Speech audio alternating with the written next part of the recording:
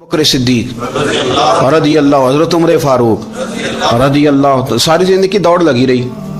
हजरत उमर कहते मैंने सारी जिंदगी दौड़ लगाई है कि अबू बकर से आगे गुजर जाए, लेकिन ये दौड़ हसद वाली नहीं, ये रश्क वाली है। फरमाते मेरा दिल करता था कि मैं नेकियों में अबू बकर से आगे गुजर जाऊं, हुजूर के इश्क में अबू बकर से आगे गुजर जाऊं, नबी पाक अलैहिस्सलाम की औलाद की मोहब्बत में अबू बकर से आगे गुजर जाऊं, मैं ना खैर के कामों में आगे गुजरूं। कहते मेरा सारी जिंदगी रश्क का रिश्ता रहा। ये रिश्ता शानदार है, इस पर अमल करें, इस पर तवज्जो करें, बजाय इसके कि ये कहना कि उस्ताद जी का फलाने से ज्यादा प्यार है। प्यार की वजूहात तलाश कर। मुर्शिद फलाने पे नजर रखते हैं तो मेरे भाई वो नोटों की वजह से नजर नहीं रखते, तू वजह तो तलाश करना, वजह क्या है। तो अपने आप को उस तरह का बना, उस तरह की कैफियत पैदा कर अपने अंदर। हम क्या करते हैं कि रश्क करने की बजाय हसद करते हैं। हसद नहीं करें, अपने आप को संवारें, वो रश्क की वजह से आप संवार सकते हैं। नबी पाक अलैहिस्सलाम की प्यारी ज़ौजा उम्मुल मोमिनीन सैयदा आयशा सिद्दीका, बड़ी शान है इस खातून की, बड़ी अजमत है। उन राहों के सदके जिन रस्तों से सैयदा पाक की सवारियां गुजरा करती, क्या दर्जा अल्लाह ने दिया है सैयदा आयशा सिद्दीका को। कहती हुजूर का विसाल मेरी गोद में हुआ है।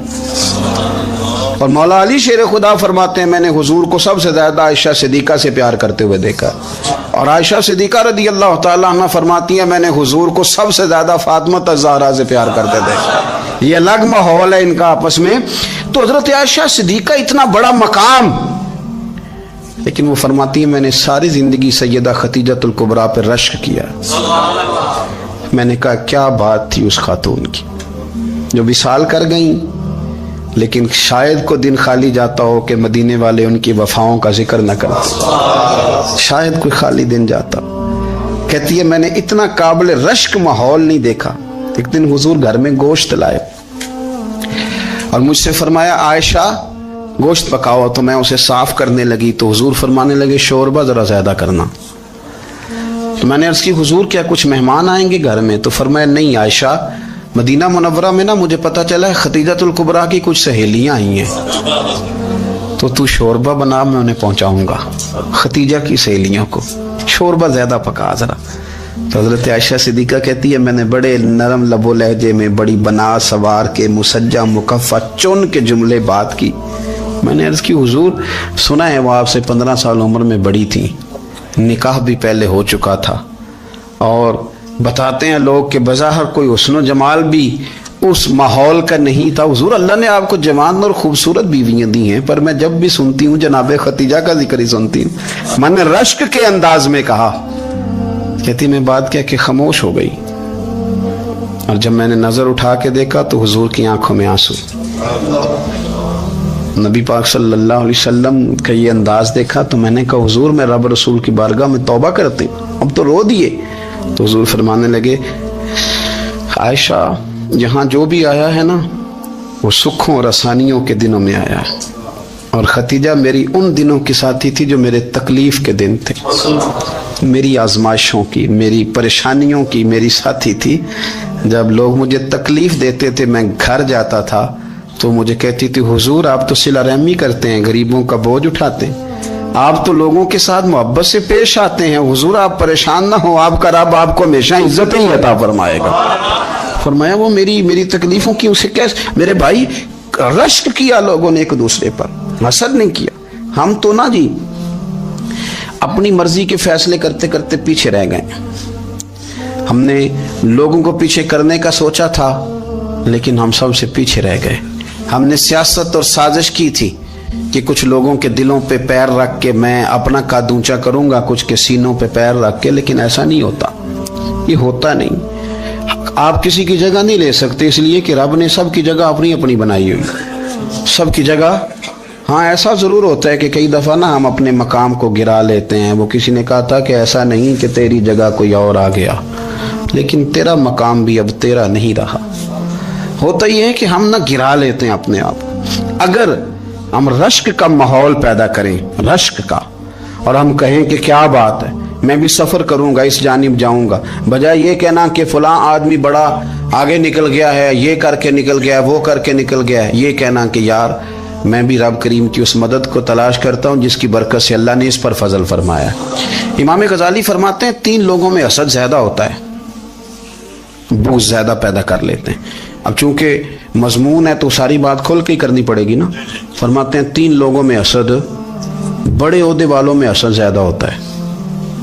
یعنی صوبائی وزیر کہتا ہے کہ حق میرا ویسے وفاقی وزیر کا تھا، اور وفاقی وزیر کہتا ہے کہ جتنا میرا تجربہ ہے نا، مجھے بنایا وزیر اعظم ہی جاتا تو بات ٹھیک تھی۔ حسد زیادہ، بڑے عہدوں والوں میں حسد، اور امام غزالی فرماتے ہیں مالداروں میں حسد زیادہ ہوتا ہے۔ غریب نے غریب سے کیا جلنا ہے؟ جلنے کو شے ہی کوئی نہیں، کس سے جلیں گے؟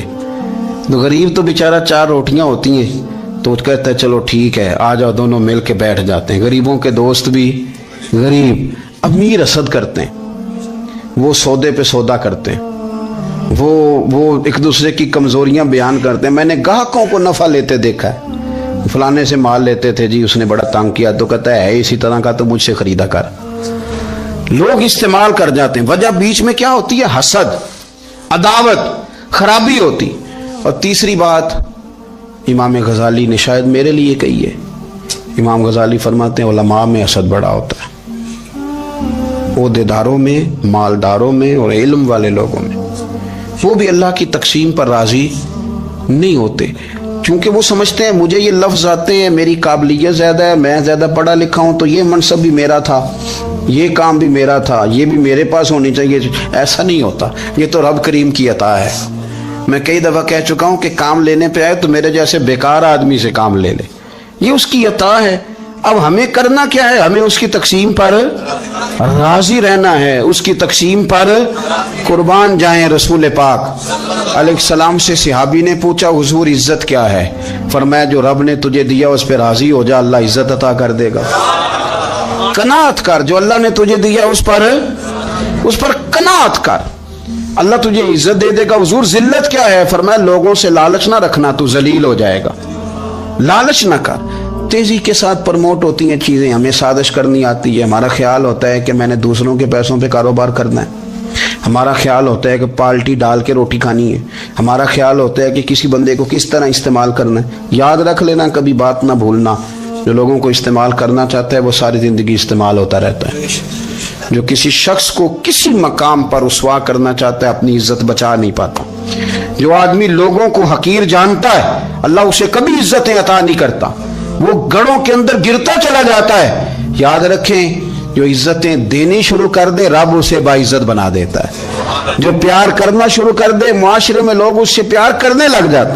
جو کسی دیکھیں اگر ہم وہاں سے مانگے جہاں سے سب کو ملتا ہے تو پھر بندوں پر اتنی نظر رکھنے کی ضرورت باقی رہتی نہیں ہے۔ ادھر دیکھیں رشک کریں گے تو لالچ سے بھی بچیں گے، حسد سے بھی بچیں گے۔ بخاری مسلم میں حدیث ہے، حضرت ابو ہریرہ رضی اللہ تعالیٰ عنہ کہتے ہیں حضور کی بارگاہ میں حاضر تھے تو کچھ غریب لوگ حاضر ہوئے، غربا۔ انہوں نے عرض کی یا رسول اللہ صلی اللہ علیہ وسلم ایک گزارش کرنے آئے۔ حضور نے فرمایا کہو۔ کہ یا رسول اللہ امیر تو ہم سے آگے نکل گئے۔ حضور نے فرمایا کس بات میں؟ عرض کی حضور نمازوں میں نہیں ہم گزرنے دیتے، اتنے نفل وہ پڑھتے ہیں اتنے ہم بھی پڑھ لیں گے۔ صحیح بتانا صحیح، آج کل یہ نمازوں کا مقابلہ بھی ہے کہ نفل میں نے زیادہ پڑھنے، عبادت میں نے۔ ہمارے اصحاب رحمۃ اللہ علیہ فرمایا کرتے تھے آستانوں پہ گدی نشینوں کا تو رولا ہوتا ہے، اللہ اللہ کرنے کا رولا نہیں ہوتا۔ یہ تو شور ہوتا ہے کہ سجادہ میں ہوں سجادہ، اور سب نے کوئی نہ کوئی کہانی سنائی ہوتی، کہتے نہیں ابا جی مجھے کہہ گئے تھے کان میں، دوسرا کہتا نہیں مجھے لکھ کے دے گئے تھے، تیسرا کہتا تمہیں تو پتہ ہی نہیں، تم تھے ہی نہیں، عمرے پہ تو میرے ساتھ گئے تھے۔ جو میرے ساتھ ان کا معاہدہ ہوا وہ خانہ کعبہ میں ہوا ہے، لہذا میرا پہلا نمبر ہے۔ سب کے پاس کوئی نہ کوئی معاملہ ہوتا ہے، یہ سارے کام کوئی ضروری نہیں۔ ضروری کیا ہے کہ وہ جو کہتے تھے کرو، جس نے سب سے زیادہ کر کے دکھایا وہ زیادہ جانشین ہے، وہ زیادہ جانشین ہے جس نے زیادہ کر کے دکھایا۔ معاملہ تو یہ ہے کہ اس رستے پہ کس نے چلنا ہے۔ لوگ تو سجادہ نشینی سے بھاگا کرتے تھے، بھاگتے تھے، حضرت ابو بکر صدیق رضی اللہ تعالیٰ عنہ کا وصال ظاہری ہوا تو حضرت عمر خلیفہ بنے. تیسرا دن تک خلیفہ بنے ہوئے. 2-3 چھوٹی چھوٹی بچیاں آ گئیں. چاچا جان آپ خلیفہ بنے؟ فرمایا ہاں. چلو پھر عصر کے بعد ابو بکر ہمارے گھر جاتے تھے. فرمایا پتر تمہارے گھر کیا ہے؟ کہنے لگی ہم یتیم ہیں, ہمارا بھائی کوئی نہیں. ابو بکر روز عصر کے بعد آتے تھے, ہماری بکریوں کا دودھ دھو کے ہمیں دے جاتے تھے. کچھ بیچ کے گزارا کر لیتی تھی, کچھ پی لیتی تھی. چچا 3 دن ہو گئے, میری اماں بھی روتی ہے, بہنیں بھی روتی, آپ چلیں گے؟ تو جناب سیدنا عمر فاروق کہتے ہیں میں نے دستار سر پہ رکھی اور پٹکا میں نے اپنے کندھے پہ رکھا, بیٹیاں آگے آگے, میں پیچھے پیچھے, روتے جا رہے ہیں. ایک صحابی نے پوچھا عمر کیوں رو رہے ہو؟ کہنے لگے یار یہ ابو بکر کتنا مشکل رستہ دے کے گیا, کتنا مشکل رستہ ہے اس کے طریقے پہ چلنا. یہ لوگ تو سجادہ نشینی اتنا کٹھن کام تھا, لوگ بھاگا کرتے تھے. شوق آ گیا. اب رسول کریم علیہ السلام کے حضور ناز حاضر ہو کے عرض کی حضور امیر آگے گزر گئے, نمازوں میں نہیں ہم گزرنے دیتے, ہم ان سے زیادہ پڑھیں گے. نفلوں میں نہیں گزرنے دیتے, زیادہ پڑھیں گے. یا رسول اللہ صلی اللہ تعالی علیہ وسلم ہم انہیں نا تلاوت قرآن پاک میں نہیں آگے گزرنے دیں گے, وہ ہم زیادہ پڑھیں گے. لیکن حضور وہ مالدار ہیں, غلام آزاد کرتے ہیں, صدقات کرتے ہیں, خیرات, اس کا ہم کیا کریں؟ حضرت سیدنا ابو ہریرہ فرماتے ہیں کہ جواب تو حضور نے بعد میں دینا تھا, اور جب ان کا سوال ختم ہوا تو میں نے حضور کا چہرہ نور دیکھا تو رسول پاک کا چہرہ خوشی سے کھلتا ہوا مجھے نظر آیا. گویا یہ جو رشک ہے نا کہ نیکی میں آگے گزرنا, یہ حضور کو اتنا پسند آیا کہ ان کے سوال سے حضور بڑے راضی ہوئے. کریم فرمانے لگے, حضور فرمانے لگے میں تمہیں ایک وظیفہ بتاتا ہوں, تم وہ پڑھو, امیر جتنی بھی نیکیاں کریں گے نا اللہ تمہیں ان کے برابر ثواب دے دے گا. لے لو نسخہ, یہ کرو کام. یا رسول اللہ بتائیں؟ فرمائے رات کو نا 33 بار سبحان اللہ پڑھا کرو, 33 بار الحمدللہ پڑھا کرو, 34 بار اللہ اکبر پڑھا کرو. اب جتنی بھی نیکیاں امیر کریں گے نا تمہارے وظیفے کی برکت سے اللہ تمہیں ان کے برابر ثواب عطا کر دے. اب جناب ابو ہریرہ کہتے ہیں میں نے ان کے چہرے دیکھے تو مجھے یوں محسوس ہوا کہ جس طرح کسی بندے کی کھوئی ہوئی رقم مل جائے تو وہ راضی نہیں ہوتا. کھوئی ہوئی رقم مل جائے تو بڑا جیسے کوئی اس کے ہاتھ, چلیں اپنا ترجمہ کر لیتے ہیں, کمیٹی نکلنے پہ نہیں بندہ بڑا راضی ہوتا کہ 11 مہینے سے دے رہا تھا, 10 مہینے سے چلو نکل ہی آئی ہے, شکر ہے اللہ کا. بڑا خوش ہوتا ہے بندہ, بڑا راضی ہوتا ہے. اس طرح ان لوگوں کے چہرے کھل اٹھے. کیا بات ہے حضور, بس اب نہیں ہم گزرنے دیتے. گھر چلے گئے, وظیفے پڑھنے لگے. کچھ دنوں کے بعد ان میں سے کچھ لوگ واپس آئے.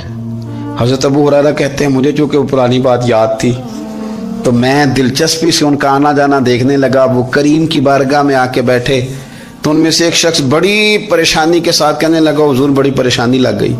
فرمایا کیا ہوا؟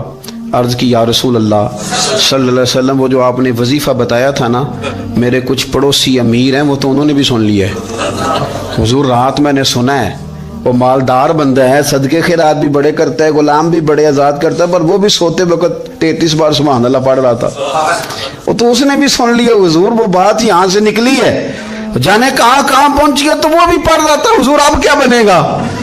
تو کہتے ہیں اس کے سوال پر بھی میرے حضور بڑے ہی مسکرائے. باقاعدہ دہک ہو گیا حضور کے, دہک ہو گیا. سرکار کھول کے نہیں مسکراتے تھے, لیکن آج حضور اتنا مسکرائے کہ میں نے حضور کے مقدس دانتوں کی زیارت کر لی. دہک ہو گیا باقاعدہ حضور کا. حضور فرمانے لگے انہوں نے بھی سن لیا حضور, اور سن کے پڑھنا بھی شروع کر. اب بات کو سمجھیں کہ کسی امیر نے یہ نہیں کہا کہ یہ تو غریب کے لیے وظیفہ تھا. میں کہتا ہوں اللہ اللہ کا مزاج ہی نہیں. مزاج یہ ہے کہ سیاست کیسے کرنی ہے, چکر کیسے چلانا ہے, کوئی کہانی کیسے سنانی ہے. ادھر ان کو ملا, حالانکہ بات تو غریبوں سے ہو رہی تھی. حضور وہ تو انہوں نے بھی پڑھنا شروع کر دیا. اب ہم کیا کریں؟ تو رسول کریم نے فرمایا وہ بھی پڑھ رہے ہیں, حضور پڑھ رہے ہیں, تو فرمایا ذالک فضل اللہ یؤتیہ من یشاء. بھائی پھر یہ تو اللہ کا فضل ہے نا, وہ جسے چاہے عطا کرے. اب یہ حضور نے کہہ دیا تو حضرت ابو ہریرہ کہتے ہیں میں نے پلٹ کر ان لوگوں کے چہرے دیکھے, قربان جائیں, میں نے پھر ان کے چہروں پر اطمینان دیکھا, میں نے سکون دیکھا, اس لیے کہ وہ سمجھ گئے جب رب فضل کرے تو پھر فضل کے معاملے میں اللہ کے بندے بحث نہیں کیا کرتے. وہ مطمئن ہو کے گئے, کہنے لگے حضور پھر ٹھیک ہے, اگر مالک اس طرح تقسیم کر رہا ہے تو پھر ہم راضی ہیں اپنے رب کریم کی رضا پہ.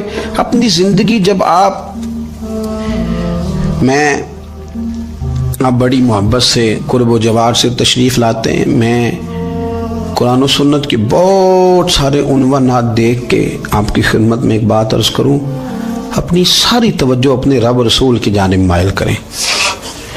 جتنا آپ دائیں بائیں دیکھیں گے نا اتنا گاڑی کے ٹکرانے کا خطرہ بڑھ جائے گا. وسوسے زیادہ آئیں گے, الجھ جائیں گے. اتنا زیادہ دائیں بائیں نہ دیکھیں, یہ کیا کر رہا ہے, فلانا کیا کر رہا ہے, فلانے کا یہ معاملہ کس طرح کا تھا. نہ نہ نہ, آپ توجہ اللہ کی جانب رکھیں. دیکھیں میرا اور میرے رب کا معاملہ ٹھیک چل رہا ہے, اللہ رسول کے ساتھ میرے معاملات ٹھیک ہیں. یہاں تو آپ کسی کی اصلاح کریں گے, دعوت دیں گے یا دعا کریں گے. تنقید کی تو ویسے دین میں اجازت نہیں ہے. آپ نے یہاں کسی کی اصلاح کرنی اور وہ درد کے ساتھ کرنی, اور یہاں کسی کے لیے دعا کرنی ہے کہ یا اللہ اس بندے پہ رحم فرمائی سے بدل دے. تنقید کی اور طنز کی تو اجازت. اپنا معاملہ رب کریم کے ساتھ, ہماری سوچیں کس طرح کی ہیں, ہمارے اندر ماحول کس طرح کا ہے, وہ چونکہ دلوں کے حال جانتا ہے. اور نبی پاک صلی اللہ علیہ وسلم نے فرمایا نہ تمہاری جیبیں دیکھتا ہے نہ تمہارے چہرے دیکھتا ہے, وہ تو جب دیکھتا ہے تمہارا دل دیکھتا ہے. اس کی کیفیت کیا ہے؟ حضرت انس بن مالک رضی اللہ تعالیٰ عنہ فرماتے ہیں, اس حدیث کو یاد رکھیے گا, حافظ منذری نے ترغیب و ترہیب میں لکھی ہے. فرماتے ہیں کہ حضرت انس بن مالک رضی اللہ تعالیٰ عنہ فرمانے لگے کہ ایک حضور کے ایک غلام ایک صحابی بیمار تھے. تو حضور نے فرمایا انس چلو تیمارداری کرتے ہیں. کہتے ہیں حضور کے ساتھ گئے, نبی پاک صلی اللہ علیہ وسلم پہنچے. جب ہم نے اس شخص کو دیکھا تو حضرت انس کہتے ہیں ہم پریشان ہو گئے, چونکہ ہم نے اسے بڑا صحت مند دیکھا تھا, وہ کمزور ہو گیا, وجود پر بہت سارا گوشت دیکھا تھا. اب ہم دیکھ رہے ہیں کہ وہ ہڈیاں ہی ہڈیاں رہ گئی ہیں, چہرہ بڑا بارونق تھا, اب کمزوری ہو گئی. رسول کریم تشریف لے گئے اور حضور اس کی چارپائی کے سرہانے بیٹھے, اور جب حضور نے اپنا دست مبارک اس کے بالوں میں رکھا اور نبی پاک نے دست شفقت پھیرا تو کہتے ہیں اس شخص نے آنکھیں کھولی اور حضور کا چہرہ دیکھا تو اس کی خوشی کی کوئی انتہا نہ رہی. بڑا راضی ہوا, بڑا راضی. اور حضور نے اس کے لیے دعا کی, اس دعا پر بھی اسے بڑا اطمینان قلبی نصیب ہوا. کہتے ہیں حضور اکثر تیمارداری فرماتے تھے, پر آج نہ حضور نے ایک نرالی انوکھی اور انفرادی بات ارشاد فرمائی. حضور نے فرمایا تو بڑا صحت مند تھا, کمزور ہو گیا, بڑا طاقتور تھا تو ضعیف ہو گیا, ایک سوال کا جواب تو دے. یا رسول اللہ فرمائیے. تو حضور فرمانے لگے اس حالت میں جب تو شدید بیمار اور تکلیف میں, یہ بتا کہ اس وقت تیرا اپنے رب کے بارے میں گمان کیا ہے. حضرت انس کہتے ہیں پہلے حضور بیماروں سے یہ سوال نہیں پوچھتے تھے, آج پوچھا, کیونکہ صحت میں لوگوں کی زبان پہ شکر ہوتا ہے اور بیماری میں شکوے ہوتے ہیں, معاذ اللہ. اس وقت اللہ کے بارے میں یہ سوچ حضور نے ہمیں دی ہے. تم نے ہر وقت یہ ذہن بنانا ہے کہ یہاں رب کریم کے بارے میں کیا تصورات پل رہے ہیں, آوازیں کیا اٹھ رہی ہیں. اس وقت تیرا اللہ کے بارے میں گمان کیا ہے. جناب انس بن مالک کہتے اس نے ہمیں اشارہ کیا کہ مجھے اٹھا کے بٹھاؤ. ہم نے بٹھایا تو کہتے ہیں پھر اس نے اپنی آنکھیں کھولی اور حضور کے چہرے نور پر نظر کر کے نظر جھکا لی. عرض کرتا یا رسول اللہ میں کمزور ہوں, بیمار ہوں, تکلیف میں ہوں, اٹھ نہیں سکتا, کھا نہیں سکتا, پر حضور ابھی بھی میرے دل سے آواز یہی نکلتی ہے کہ میرا رب بڑا ہی کریم ہے, میرا اللہ بڑا ہی مہربان ہے, وہ بڑا ہی معاف کرنے والا ہے, وہ اپنے بندوں سے پیار ہی بڑا کرتا ہے. آپ میری بات کو سمجھیں, کیفیت کیا ہے اور الفاظ کیا ہیں. حضور وہ مجھ سے بڑی محبت کرتا ہے, بڑے پیار والا ہے. یہ لفظ کہتے کہتے آواز بھرا گئی, آنسو نکل آئے. پھر اس نے تکلیف زیادہ محسوس کی تو وہ لیٹ گیا اور پھر اس نے حضور کے چہرے نور پہ نظر ڈالی, کلمہ پڑھا, روح ہی پرواز کر گئی. حضرت انس بن مالک فرماتے ہیں ہم اس کے گھر سے نکلے اور جب حضور اس کے کمرے سے باہر آئے تو رسول کریم نے پلٹ کر رک کر پھر پیچھے دیکھا اور فرمایا انس اگر کسی جنتی کی زیارت کرنی ہے تو میرے اس غلام کا چہرہ دیکھ لو. اس لیے کہ جن لوگوں کے نظریات رب کریم کے بارے میں اس طرح کے ہوں پھر ان کے خاتمے خیر کے ہوتے ہیں, پھر اللہ ان کے لیے جنت کے فیصلے فرماتا ہے. اپنے افکار میں, نظریات میں, سوچوں میں ضروری نہیں ہے کہ ہم لوگوں کو دو لفظ کہہ کے مطمئن کر لیں تو ہم خود ضمیر کے قیدی بن کے زندگی گزار دیں. یہ معاملہ ٹھیک نہیں, یہ صحیح نہیں چلتا. آپ اپنی قلبی واردات پر, قلبی خیالات اور تصورات پر کڑی نگرانی رکھیں گے. آپ دیکھیں گے کہ کہاں یہ مجھے خرابی کی طرف لے کر کے جا رہا ہے, کہاں یہ بدگمانیاں پیدا کر رہا ہے، کہاں یہ خرابیاں لا رہا ہے، یہ سختی پیدا کر دے گا، نفرتوں کو، لالچ کو، حسد کو، عداوت کو یہ بڑھا دے گا۔ آپ اپنے معاملات پر اپنے دل کو ہمیشہ حاضر رکھیں، اللہ اپنے محبوب کا صدقہ فضل کرے، وہ مقلب القلوب ہے تو وہ ہمارے دلوں کو اپنی طرف پھیر دے۔ آخر دعوانا ان الحمدللہ رب العالمین۔